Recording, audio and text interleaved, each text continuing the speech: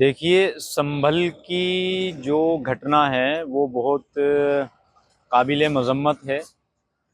और ये घटना एकदम से तो हुई नहीं। इसके लिए तो कई महीनों से मस्जिदों के मिंबरों से लाखों लाखों की भीड़ के बीच स्टेजों से बयानबाजी की जा रही थी। चाहे वो तौकीर रज़ा साहब हो या मौलाना अरशद मदनी हो या मुस्लिम पर्सनल लॉ बोर्ड हो, इन्हीं लोगों का पकाया हुआ हलवा था जो सामने आया। 4-5 नौजवानों की मौत हो गई, कई अधिकारी पुलिस के लोग घायल हो गए। बहुत दुखद है।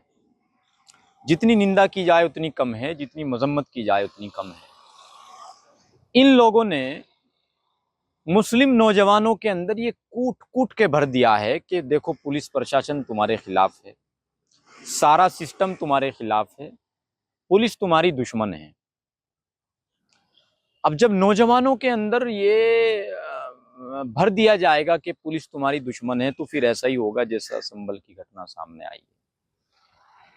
तो मुझे लगता है कि अब आने वाला वक्त 2-4 साल में ऐसा होगा, अगर इसी तरह की घटना सामने आती रही तो ये कौम जो है, इन लोगों को, इन मुल्लाओं को, इन कज़्ज़ाबों को, इन मक्कारों को, इन झूठों को एक दिन सड़क पर ला ला कर पीटेगी।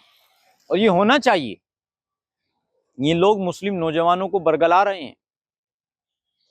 क्या तौकीर रज़ा साहब या अरशद मदनी साहब या मुस्लिम पर्सनल लॉ बोर्ड, जिन नौजवानों की मौत हो गई है, क्या उनकी भरपाई कर सकते हैं?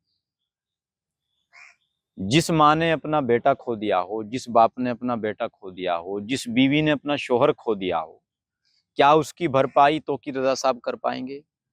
ओवैसी साहब कर पाएंगे?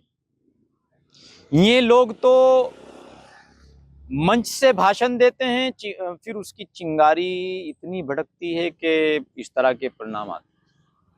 हिंदू संगठनों ने अजमेर शरीफ को लेकर भी याचिका डाली है, कोर्ट में स्वीकार कर दी गई है। भाई, कोर्ट तो बैठा है। आप याचिका मेरे खिलाफ डाल दीजिए, उस पर भी सुनवाई होगी।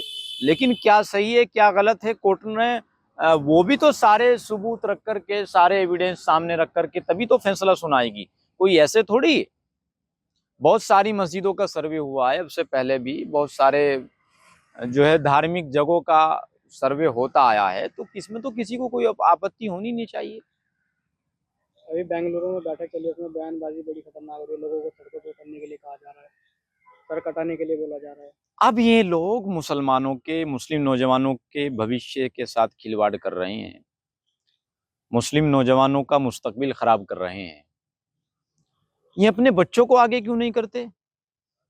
सड़कों पर अपने बच्चों को गोली लगवाने के लिए क्यों नहीं भेजते? बयानबाजी करते हैं और पीछे हट जाते हैं।